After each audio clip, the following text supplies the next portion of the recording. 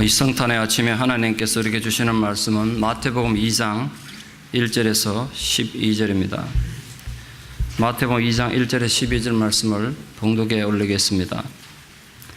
헤롯 왕 때에 예수께서 유대 베들레헴에 나심에 동방으로부터 박사들이 예루살렘에 이르러 말하되 유대인의 왕으로 나신 이가 어디 계시냐? 우리가 동방에서 그의 별을 보고 그에게 경배하러 왔노라 하니 헤롯 왕과 온 예루살렘이 듣고 소동한지라. 왕이 모든 대제사장과 백성의 서기관들을 모아 그리스도가 어디서 나겠느냐 물으니 이르되 유대 베들레헴이오니 이는 선지자로 이렇게 기록된 바 또 유대 땅 베들레헴아 너는 유대 고을 중에서 가장 작지 아니하도다. 네게서 한 다스리는 자가 나와서 내 백성 이스라엘의 목자가 되리라 하였음이니이다. 이에 헤롯이 가만히 박사들을 불러 별이 나타난 때를 자세히 묻고 베들레헴으로 보내며 이르되 가서 아기에 대하여 자세히 알아보고 찾거든 내게 고하여 나도 가서 그에게 경배하게 하라. 박사들이 왕의 말을 듣고 갈새 동방에서 보던 그 별이 문득 앞서 인도하여 가다가 아기 있는 곳 위에 머물러 서 있는지라. 그들이 별을 보고 매우 크게 기뻐하고 기뻐하더라. 집에 들어가 아기와 그의 어머니 마리아가 함께 있는 것을 보고 엎드려 아기께 경배하고 보배합을 열어 황금과 유향과 모략을 예물로 드리니라. 그들은 꿈에 헤롯에게로 돌아가지 말라 지시하심을 받아 다른 길로 고국에 돌아가니라. 아멘. 1775년 어느 추운 겨울날 흐르마기 반 한 농부가 미국 볼티모어의 한 호텔에 투숙하려고 방을 요청했습니다. 그럼 호텔에서는 그 외모가 너무 초라해 보이기 때문에 방을 줄 수 없다고 거절했습니다. 그 농부는 하는 수 없이 또 추운 길거리에 나가서 낡은 여관에 방을 하나 겨우 구했습니다. 그런 나중에 알고 봤더니 그분이 미국 부통령 토마스 제퍼슨이었습니다. 뒤늦게 그 사실을 한 호텔에서 얼마나 죄송하겠어요. 그 연락을 했습니다. 저희가 몰라서 죄송하다고 호텔에 방을 드릴 테니까 다시 와달라고 그랬습니다. 그러나 부통령이 대답하기를 저는 이미 방을 얻었습니다. 그 뜻은 고마우나 미국의 허름한 농부가 들어갈 방이 없다면 미 합중국 부통령도 들어갈 방이 없는 겁니다. 그렇게 거절했던 유명한 일화가 있습니다. 그가 미국의 부통령인 줄 알았으면 절대로 호텔에서 거절했을 리는 없겠지요. 흐름하게 보이는 외모만 보고 호텔에서 그를 문시하고 문전박대했다가 부통령을 호텔에서 내쫓았으니까 얼마나 민망했겠습니까? 2000년 전 아기 예수가 이 땅에 태어나던 당시는 그보다 더 심한 일들이 있었습니다. 신생 미국의 부통령과는 비교도 할 수 없는 하나님이 이 땅에 오셨지만 아무도 그를 반기는 사람이 없었습니다. 심지어 금방 태어난 아기 예수가 누울 곳이 없어서 말여물통에 누우셔야 했습니다. 아기 예수도 그렇거니와 육신의 부모였던 요셉, 마리아가 역시 가난한 나그네였으니까 누구도 그에게 관심을 두지 않았고 호의를 베풀지 않았던 겁니다. 그런데 생각해 보면 아무리 가난해도 그렇지 지금 아기를 출산하는데 방 한 칸 내줄 사람이 없었는가? 우리 생각을 참 많이 하게 되는 부분이죠. 우리 중에 누가 만약에 예수님께서 내가 오늘 너희 집에 가서 하룻밤 묵어야겠다 그러면 그 거절할 사람 누가 있겠습니까? 얼마나 가문의 영광이겠습니까? 그러나 첫 번 성탄의 그 밤은 누구도 아기 예수를 맞을 준비가 되어 있지 않았던 겁니다. 예수님은 하나님이 우리에게 주신 최고의 선물입니다. 성탄절은 아주 단순하게 표현하면 하나님이 우리 인간을 사랑하셔서 지상 최대 선물로 예수님 주신 날, 그 이상 그 이하도 아니죠. 그러나 그 놀라운 하나님의 축복을 어리석은 인간들은 축복으로 받지도 못하고 기쁨으로 받아들이지 못했습니다. 오늘 본문을 보면 오히려 하나님의 놀라운 축복을 거부하고 외면했을 뿐 아니라 하나님을 향하여 반역하기까지 했습니다. 오늘 본문을 보면 성탄의 의미를 전혀 이해하지 못해서 성탄절을 지키지 못했던 세 부류의 사람들이 먼저 나옵니다. 이미 잘 아는 내용입니다만 성탄을 맞이하는 데 실패했던 첫 번째 사람들은 대제사장들과 서기관들이었습니다. 그들은 성경을 누구보다 잘 알고 있었던 사람들입니다. 그리스도가 베들레헴에 태어날 것도 정확히 알고 있었던 사람입니다.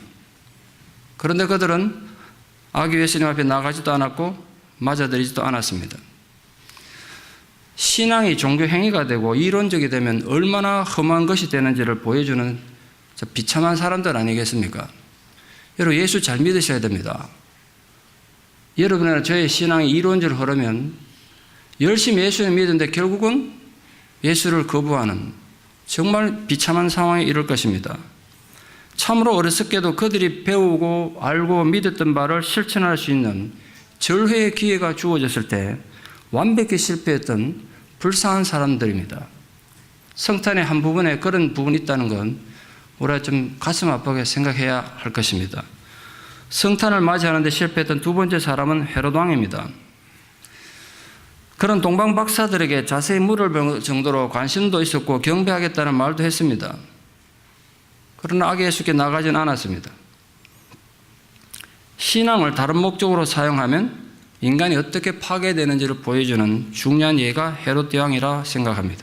하늘은 영광이고 땅에서는 하나님이 기뻐하신 입은 그 사람들에게 평화로우신 아기 예수 탄생 소식이 그에게 놀랍게도 잔인한 살인의 동기가 되었습니다. 전 헤롯을 생각하면 자주 생각하곤 합니다. 우리는 흔히 이론적으로 좋은 말씀을 사람이 듣기만 하면 사람이 저절로 변할 것 같습니다. 목사님 저도 착각했습니다. 오랜 세월 착각했죠. 제가 열심히 설교 준비해서 좋은 말씀만 전하면 사람들 변하리라 이렇게 생각을 했던 적도 있습니다.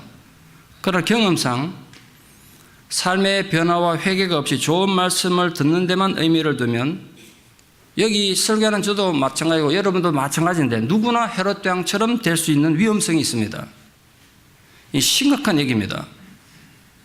그리고 예수 믿는 사람들이 더 잔인하고 더 문제 많은 이유가 여기 있습니다. 세상에 좋은 소리는 다 듣습니다. 교회 말고 어디서 이런 좋은 소리 듣겠습니까? 기껏 좋은 말씀, 복된 소식 듣기는 많이 듣습니다. 그러나 자신의 삶에 적용하는 게 아니라 사람 죽이는 도구가 되었던 불행했던 사람이 헤롯 왕입니다. 성탄이 오면 이 마태복음 2장을 읽을 때마다 우리 이걸 심각하게 읽으셔야 됩니다. 성탄을 맞이하는 우리 중 누구라도 그런 존재가 될 수 있다는 심각한 경고가 오늘 본문에 들어있습니다. 성탄을 맞이하는데 실패했던 세 번째 사람들은 예루살렘 사람들입니다. 그들은 메시아의 탄생의 소식을 듣고 소동했습니다. 소동했다는 말은 새로운 시대에 대한 징조를 듣고 뭔가 달라지는구나 마음에 동요가 되고 움직였다는 뜻입니다. 그러나 자기들 삶과는 관계가 없다고 생각했던 거죠. 그래서 그 군중들 중 소동했던 사람들 중에 누구도 예수님께 나가지는 않았습니다. 그러기에는 아기 예수를 찾아가기에는 자신들이 포기하고 버려야 될 것들이 너무 많았기 때문에 그렇습니다. 그래서 그들은 언제나 군중의 자리에 머물러 있으려고 했습니다. 군중 속에 숨어서 신앙생활을 하면 귀찮은 수고를 하지 않아도 됩니다. 군중 속에 숨어서 필요한 요구만 하고 또 때로는 필요한 원망과 불평만 하면서 숨어 있으면 아주 편하게 신앙생활을 할 수 있습니다. 지금도 마찬가지입니다. 그런 식으로 평생을 믿어도 삶에 아무런 변화가 없습니다. 헌신도 없고 희생도 없습니다. 그러니까 일평생 교회는 다녔는지 모르겠지만 주님과 인격적으로 만나는 결단도 없습니다. 그게 군중의 한계입니다. 여러분이 진실로 성도가 되고 이 성탄의 정신을 아는 사람이 되려면 그 군중에서 벗어나야 합니다. 군중의 틀을 깨셔야 합니다. 군중의 믿음은 내게 피해가 없는 한도 내에서만 신앙합니다. 내가 손해보지 않는 한 세상의 변화는 데 관심이 없습니다. 다만 새로운 사실에 늘 호기심만 가질 뿐입니다. 그래서 어딘가 조금만 새로운 거 있으면 거기에 호기심만 가질 뿐이지 삶의 변화도 세상 변화인데 아무런 유익도 없고 아무런 사역 역할도 하지 않습니다. 어릴 적 읽은 성산에 대한 동화가 있습니다. 워낙 유명한 동화니까 많이 아시리라 생각합니다. 어느 도시에 그 도시 한복판에 교회당이 있었고 종탑이 있었습니다. 근데 종탑에는 종을 치는 줄이 없었습니다. 전해 내려오는 얘기에 하면 성탄절 날 아기 예수께 가장 값진 선물을 사람들이 들을 때 이 종탑이 종이 저절로 울린다는 겁니다. 그 오랜 세월 동안 많은 부자들이 많은 귀족들이 자기들 딴에는 그 종소리 듣겠다고 온 값진 선물을 바쳤습니다. 하는 종은 한 번도 울리지 않았습니다. 해가 갈수록 사람들은 성탄절만 되면 몰려들었습니다만 계속해서 종이 안 울리니까 전에 내려온 그 얘기에 대해서 회의를 갖기 시작합니다. 이 진짜 울리는 종 맞느냐? 어떤 사람은 보석을, 어떤 사람은 금은 보화를, 어떤 사람은 자기 책을, 심지어 왕도 자기 왕관까지 내어놓습니다. 옆에서 말립니다. 전하 왕관까지 주면 왕의 자리를 어떻게 지키냐고. 왕이 그 왕관을 주면서 이렇게 말합니다. 내가 이 왕관까지 악의 속에 들여서라도 종이 울려서 사람들의 마음을 살 수 있다면 내가 이거 기꺼이 포기하겠다고. 자기 왕관을 벗어서 예물로 들어도 종이 울리지 않습니다. 어느 성탄절 이브 저녁입니다. 그때도 많은 사람들이 그 종탑에 종함 울려보겠다 많은 예물을 바치고 보물을 바쳤지만 역시 종탑은 울리지 않았습니다. 실망한 사람들이 예배당에서 성탄 축하 예배를 드렸습니다. 예배가 끝나고 마지막 성가대가 마지막 송룡을 부르는데 여태까지 침묵하던 종이 은은하게 울려 퍼지기 시작했습니다. 사람들이 놀라가지고 예배드리다가 후다닥 전부 바깥에 뛰어나왔습니다. 근데 그 종탑 앞에 추위에 떨고는 어린아이 하나가 종탑을 바라보고 서 있었습니다. 어른들이 이제 애를 다 고칩니다. 어떻게 된 일이냐고. 아이는 자기가 무슨 큰 잘못이나 저지른 것처럼 발발 떨면서 얘기합니다. 자기는 저 산 너머에 할머니와 형과 사는 그 가난한 집의 아이인데 오늘 예배에 오려고 그러는데 할머니가 아프셔서 예배에 늦었습니다. 허겁지겁 예배에 오다가 산을 넘어오는데 그 눈길에 쓰러진 사람을 만난 겁니다. 강도를 만났는지 피를 흘리며 아주 고통스러워하는 사람을 만났습니다. 우선 형이 그 사람을 응급처치했는데 이 사람을 두고 갈 수도 없고 어떻게 할 수가 없어가지고 이 두면 얼어 죽을 거고 눈 속에. 그걸 할 수 없이 형이 이 사람을 데리고 마을로 가야 했습니다. 근데 갔다 오면 예배 끝나니까 형이 그 마을로 가면서 동생을 그런 겁니다. 너라도 가서 성탄 예배를 드리고 오라고. 그 아이가 얘기합니다. 나 혼자 어떻게 예배당 가냐고, 무서워서 어떡하냐고. 그 주님이 지켜줄 거니까 갔다 오라고. 그 아이 혼자서 그 어두운 밤길에 눈길을 걸어서 이제 예배당에 온 겁니다. 예배는 다 끝났고 들어갈 수 없으니까 거기에 예물을 드렸는데 드린 것이 그냥 동전 한 입이었다. 그것이 아기 예수가 받은 성탄의 감격이었다. 그것이 최고의 예물이었다. 뭐 그런 내용의 동화입니다. 메시아 예언에 대해서 누구보다 전문적인 지식을 가지고 있었던 대제사장과 서기관들, 세상의 권세를 가졌던 왕궁의 헤롯 왕, 하나님께 제사 드리는 것을 목숨처럼 생각했던 유대인들 모두가 성탄의 종소리를 울리는데 실패한 사람들입니다. 어리석고도 불쌍한 사람들입니다. 여러분에게 묻습니다. 이 성탄 예배에 나오신 여러분들은 무엇을 주님께 드리려고 준비하셨습니까? 여러분은 혹시 성탄의 종탑 올릴 수 있는 값진 선물을 준비하셨습니까? 오늘 본문에는 성탄을 맞이했던 실패했던 사람들과 달리 성탄을 기쁨으로 맞이한 위대했던 사람들 이야기가 있습니다. 그런데 놀랍게도 그들은 유대인이 아닌 이방인 동방박사들이었습니다. 그들은 아기 예수를 만나기 위해서 많은 희생과 수고를 기꺼이 감수하면서 아기 예수께 나아가는 행동하는 사람들이었습니다. 우리 이제 동방박사들을 통해서 성탄을 대하는 참된 정신을 배울 수 있기를 바랍니다. 우리 본문에 박사들, 동방박사라고 표현되어 있습니다만 헬라 원문에는 마고스라고 되어 있습니다. 사실 정확한 번역이 어렵습니다. 마고스들이 왔다 이렇게 되어 있습니다. 근데 마고스들이 정확히 어느 나라 사람들은 알 수 없습니다. 근데 한 가지 유추할 수 있는 것은 당시 천문학이 가장 발달했던 페르시아에서 왔을 것으로 그냥 유추할 뿐입니다. 어느 나라 사람들인지 모르죠. 어쨌든 분명한 건 유대인이 아니었다는 점입니다. 그것은 헤롯 왕궁에 가서 보인 그들의 행동을 보면 이방인인 게 분명합니다. 놀라운 것은 유대인도 아닌 이방인들이 하늘의 징조를 보고 그 의미와 가치를 알아본 지혜가 있었다는 점입니다.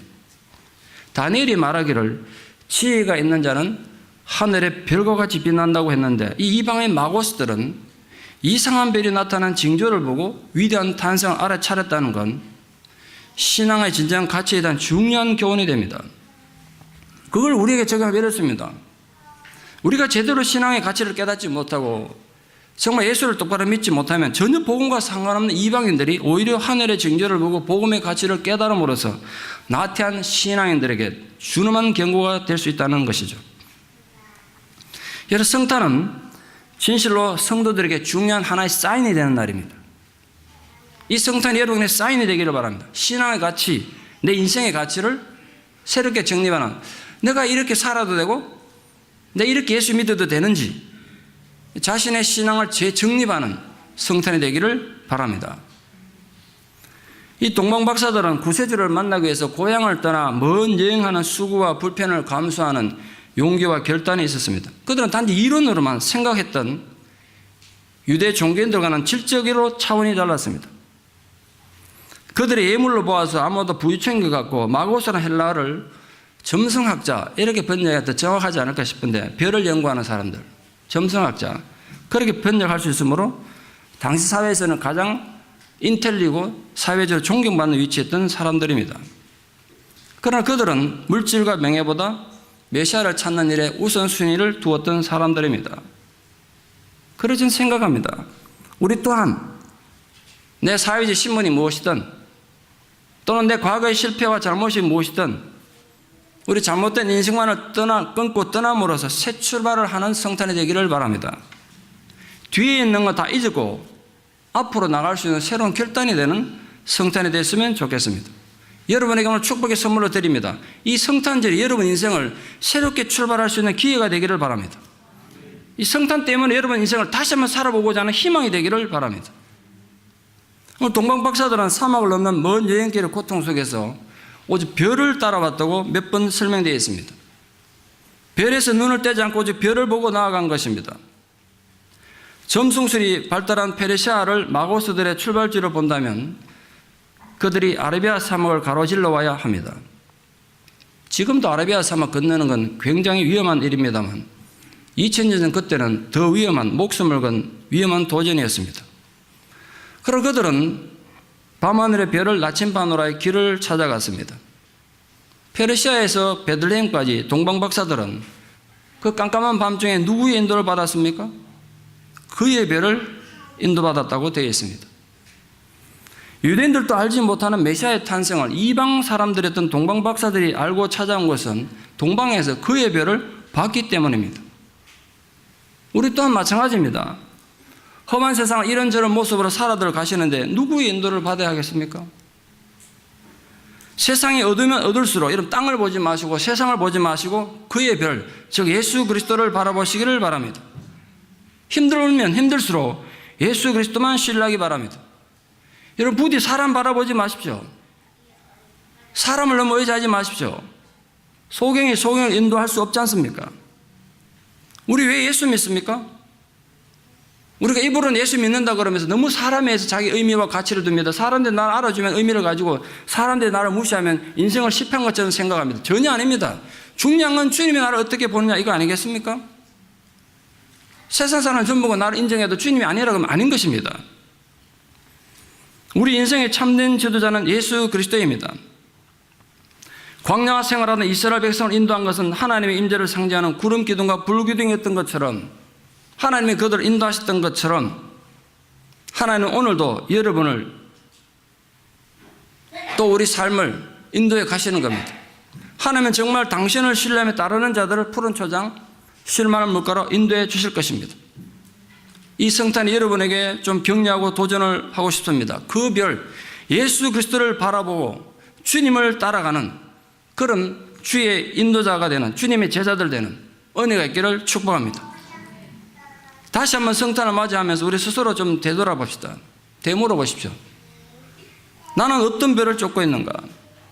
내가 쫓고 있는 별은 내 인생을 정확히 인도해주는 별 맞는가? 혹시 나는 너무 많은 별을 쫓고 있는 거 아닌가? 그래서 방향을 잃어버린 건 안 하는 거 아닌가? 이 성탄에 다시 한번 하나님 앞에서 자신의 인생 행로를 점검해 보기를 바랍니다. 별은 소망을 상징합니다. 그리스도만이 인류의 참 소망이십니다. 예수님은 광명한 새벽별이십니다. 나에게도 예수 그리스도가 최대의 별이 되고 있는가? 그 주님을 올바르게 따르고 있는지 자신을 한번 점검해보는 성탄이 되기를 바랍니다. 경배하는 자가 되셔야 합니다. 단지 축하하는 상태에 머무른 것이 아니라 이들은 경배하는 자리까지 나아갔습니다. 축하는 누구나 할 수 있습니다. 요즘은요, 좀 세련된 절에서는 축성탄절이라고 크리스마스에 현수막 걸어놓는 거 뉴스 봤습니다. 스님들도 얼마든지 성탄을 축하할 수 있습니다. 아마 물리적으로 성탄을 축하하고 화려하게 꾸미는 건 백화점을 따라갈 수 없으리라 생각합니다. 얼마나 화려하게 꾸밉니까? 백화점에서도 얼마든지 예수님 탄생 축하할 수 있습니다. 축하는 누구나 가능한 일이죠. 그 요란한 축하가 진정한 경배는 아니란 말이에요. 오늘 본문의 헤롯 왕은 아기 예수를 경배하지 않았을 뿐 아니라 아기 예수 죽이려까지 했습니다. 8절에 나도 가서 그에게 경배하게 하라는 말은 진심으로 경배하겠다는 말이 아니었습니다. 마태복음 2장 16절 말씀에 하면 그는 잔인하게도 아기 예수를 죽이기 위해서 베들레헴 부근에 있는 2살 아래의 모든 사내 아이를 죽였습니다. 그리고 성경의 해박한 지식을 가지고 있었던 서기관들도 역시 아기 예수를 경배하지 않았습니다. 우리 예배가 진심으로 주님을 경배하는 자가 되도록 결단하는 성탄이 되기를 바랍니다. 마지막으로 마고스들은 아기 예수를 경배한 후에 다른 길로 돌아갔습니다. 헤롯의 명령대로 왕궁으로 돌아갔다면 상금도 받고 신변도 안전했을 것입니다. 그러나 그들은 그리스도를 위해서 헤롯의 노임을 살 위험한 길, 보상도 없는 다른 길을 선택해서 돌아갔습니다. 세상의 권력과 물질의 유혹을 극복하고 꿈에 보여준 하나님의 지시를 따라간 것입니다. 상징적인 표현이겠습니다만 이것이 성탄의 굉장히 중요한 정신입니다. 다른 길로 돌아가는 것. 세상의 방법과 세상의 출세와 편안한 길이 아니라 하나님이 명령하신 다른 길을 기꺼이 따라가기로 결단하는 것이 성탄의 중요한 정신이라는 사실을 반드시 기억하셔야 됩니다. 그래서 성탄의 진정한 정신을 깨닫는 자들이라면 예수님 명령하신 다른 길로 돌아가는 자들이 되어야 합니다. 저는 성탄이 될 때마다 다른 것 말로 이 한 가지는 항상 생각합니다. 우리가 얼마나 겸손하게 살아야 되는가. 왕이신 그분이 말여물통에 오셨는데 우리 얼마나 겸손하게 살아야 되겠는가. 그렇다면 우리가 좀 다른 길로 살아야 되지 않겠는가. 그 다른 길을 주님은 좁은 문으로 들어간 좁은 길이라고 불렀습니다. 우리 너무 예수를 편하게 믿는 게 아닌가. 또 너무 편하게 믿는 데 의미를 가지는 거 아닌가. 굉장히 걱정스러울 때가 많습니다. 그동안 너무 편안하고 넓은 길을 살아봤더라도 여러분이 돌이켜서 다른 길로 돌아가는 결단이 여러분에게 있기를 진심으로 축원합니다. 적어도 성탄이 되거든 기념하는 데 의미를 찾지 말고 말구유에 태어나신 아기 예수를 생각하고 겸손하고도 진실된 믿음을 회복하는데 또 자신의 신앙의 뿌리를 다시 한번 점검하는 소중한 계기가 되기를 소망합니다. 최근에 읽은 책 한 권 소개하고 말씀을 맺으려 합니다. 엘레나 파스퀼리가 글을 쓰고 소피 윈뎀이 그림을 그린 그림 동화책 같은 유럽의 전래 동화 같은 얘기입니다. 제목이 새나무 이야기란 겁니다. 아주 먼 옛날 어른 산마루 위에 아기 나무 세 그루가 살고 있었습니다. 하루 나무들이 이 다음에 커서 무엇이 될까? 서로 꿈을 얘기했습니다. 첫째 나무가 하늘을 올려다보면 이렇게 말했습니다. 저 반짝이는 별들을 좀 봐. 다이아몬드 보석 같지 않니? 저런 보석을 많이 가질 수 있다면 얼마나 좋을까? 그래서 나는 세상에서 가장 아름다운 보석함이 될 거야. 금박으로 옷을 입고 보석도 달고 그리고 내 안에는 온갖 금은보화가 가득 담겨있는 그런 보석 상자가 된다면 더 좋겠지. 그렇게 얘기했습니다. 둘째 나무는 흘러가는 냇물을 물끄러미 바라보며 이렇게 말했습니다. 냇물은 흘러서 어디로 갈까? 넓고 시원한 바다로 나가겠지. 나는 세상에서 가장 크고 튼튼한 범선이 되고 싶어. 멋진 왕을 모시고 거센 물결을 헤치며 대양을 항해할 거야. 셋째 나무는 분주하게 돌아가는 산 아래 마을을 내려다보며 이렇게 말했습니다. 나는 이 산모를 떠나고 싶지 않아. 그냥 여기 있어서 키가 아주 커졌으면 좋겠어. 하늘 향해서 큰 키로 꼿꼿이 서 있으면 사람들이 나를 보며 크신 하나님을 생각하겠지. 나는 세상에서 가장 큰 키를 가진 나무가 될 거야. 그리고 세월이 흘러갑니다. 뜨거운 햇살이 비치고 비가 내리고 눈도 내리기를 여러 해 색으로 나무는 어느새 커다란 나무가 되었습니다. 어느 날 나무꾼 세 사람이 산모에 올라왔습니다. 첫째 나무꾼이 첫째 나무를 쳐다보고 말했습니다. 참 아름다운 나무로군. 이거 정말 안성맞춤이야. 그리고 번쩍 도끼로 내리쳤습니다. 첫째 나무 쓰러지며 기대에 부풀었습니다. 이제 내가 아름다운 보수감이 되겠지. 둘째 나무꾼이 둘째 나무를 쳐다보며 말했습니다. 아주 튼튼한 나무로군. 안성맞춤이야. 그리고는 도끼를 내리쳐 잘라버렸습니다. 둘째 나무도 잘려나가면서 기대에 부풀었습니다. 이제 나는 멋있는 범선이 되어서 위대한 왕을 모시고 거센 물결을 누비겠구나. 셋째 나무는 나무꾼이 다가오자 가슴이 조마조마했습니다. 그렇지만 큰 키를 하늘을 가리키며 꼿꼿이 서 있었습니다. 나무꾼이 이렇게 말합니다. 난 아무 나무나 괜찮아. 그리고 이 셋째 나무를 잘라버렸습니다. 목수의 손에 맡긴 첫째 나무는 보석함으로 변신할 생각에 가슴이 벅찼고 꿈에 부풀었습니다. 하지만 목수 아저씨는 보석함 따위는 안중에 없었습니다. 그저 거친 손으로 첫째 나무를 뚝뚝 잘라서 가축들의 여물을 담는 구유로 만들어버렸습니다. 그렇게도 아름다웠던 첫째 나무는 금방 옷 입고 보석을 담기는커녕 톱밥으로 뒤덮여 가축의 여물이나 담게 됐습니다. 나루토를 가게 된 둘째 나무는 속으로 웃었습니다. 이제 내가 위대한 배가 되는구나. 그러나 둘째 나무로 만들어진 것은 크고 튼튼한 범선이 아니었습니다. 너무나 초라하고 볼품없는 조그만 고깃배가 된 겁니다. 바다는 고사하고 강을 누비기에도 너무나 작은 약한 배였습니다. 그 배는 어느 호수로 가서 죽어서 비린내 나는 물고기들이나 매일 실려 날아야 했습니다. 셋째 나무는 길고 두툼한 기둥으로 만들어져서 목젖의 뒷뜰에 그냥 쌓여 있었습니다. 셋째 나무가 원망하고 불평합니다. 이게 도대체 뭐냐 말이야. 난 그 산을 살아남아서 그냥 하늘을 향해서 높이 서 있고 싶었는데. 그리고 또 세월이 흘러갑니다. 이제 새 나무들은 어릴 적 꿈들은 다 잃어본 지 오래입니다. 첫째 나무로 만든 구유는 마구간에 있었습니다. 어느 날 밤 한 젊은 여인이 와서 그 구유에 아기를 눕히는 것이었습니다. 그러자 찬란한 황금 별빛이 구유 안으로 쏟아져 들어오지 않겠습니까? 여인이 그 남편에게서 이렇게 얘기합니다. 남편이 여인을 보고 집에 있었으면 내가 요람을 만들어 주었을 텐데. 그 말에 아기는 남편의 손을 잡고 웃으며 말했습니다. 그리고 깨끗하게 잘 깎인 구유에 별빛이 쏟아져 내려가는 것을 보고 말했습니다. 구유가 참 아름답군요. 그때 첫째 나무는 깨달았습니다. 내가 세상에서 가장 아름답고 귀한 보석을 담고 있구나. 둘째 나무로 만들어진 고깃배는 이미 낡을 때는 낡아 있었습니다. 어느 날 해질 무렵이었습니다. 피곤에 지친 한 남자가 친구들 한 무리를 데리고 그 배에 올랐습니다. 배가 호수 한가운데로 나가자 그 남자는 잠이 들어버렸습니다. 갑자기 폭풍이 몰아치기 시작했습니다. 천둥과 번개가 치고 물결이 거세길자 둘째 나무는 너무나 무서웠습니다. 자기 몸으로는 이 거센 폭풍을 뚫고 사람들을 안전하게 실어 나갈 수 없었기 때문입니다. 그때 자고 있던 남자가 깨어났습니다. 그리고 일어나서 손을 높이 들고 외쳤습니다. 잠잠하라. 그러니까 폭풍이 언제 그랬냐는 듯이 이내 잠잠해졌습니다. 그제야 둘째 나무는 깨달았습니다.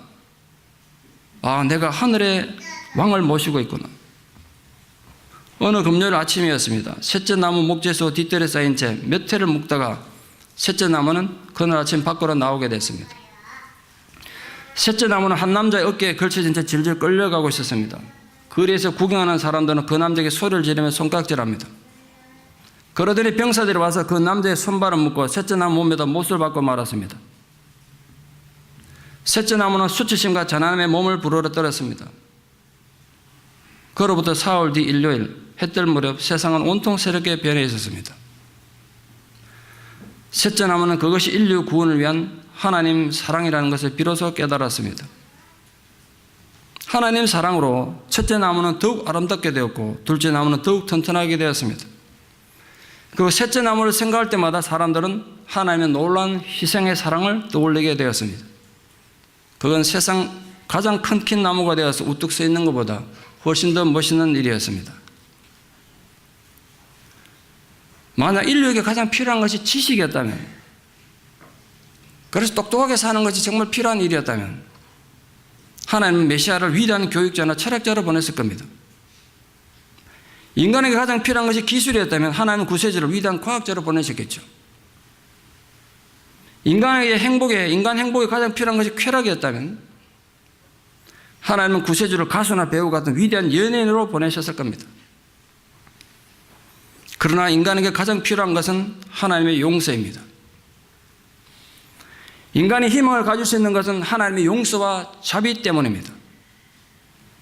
그래서 하나님은 우리를 우리 죄에서 건져주실 자, 우리의 허물을 대신 짊어지실 자 그리스도를 보내주셨습니다. 그것도 가장 초라한 말구에 보내주셔서 어떤 실패한 사람도 아무리 비참한 사람이라도 희망을 가질 수 있게 해주셨습니다. 여러분 어떤 상황인지 저는 잘 모르겠습니다. 과거에 어떤 실패가 있었는지도 모르겠습니다. 여러분 형편이 어떻든지 간에 그 생명과 위로와 희망의 성탄의 감격이 여러분 모두에게 부어지는 이 성탄이 되시기를 진심으로 축원합니다. 기도드리겠습니다. 거룩하신 하나님, 아버지 하나님의 은혜와 사랑을 진실로 감사드립니다. 하늘 보좌 영광을 다 버리고 낮고 천한 이 땅에 그것도 말구에 태어나심으로써 모든 인류의 희망이 되신 아기 예수 탄생을 오늘도 우리가 묵상하며 주께 예배드립니다. 주님, 우리가 머리로만 하나님에 대해서 아는 것에 만족하지 않고 진실로 성탄의 정신을 깨달아서 희생해야 될 것을 희생하고 버려야 될 것을 버리며 돌아가야 할 길을 돌아가는 자들이 되게 도와주시옵소서. 내 것을 움켜잡고 욕심과 옹졸함과 교만에 치우쳐 잘못된 삶을 살고 있는 모든 신앙의 마음들이 돌이켜서 진정한 성탄의 정신을 깨닫고 살아가는 저희들이 될 수 있도록 은혜를 다하여 주시옵소서. 마국간에 태어나신 주님의 그 겸손함을 저희들이 묵상하고 진실로 겸손하고 순전한 믿음을 회복하는 이 귀한 성탄이 되게 도와주시옵소서. 예수님 이름으로 기도드리옵나이다. 아멘.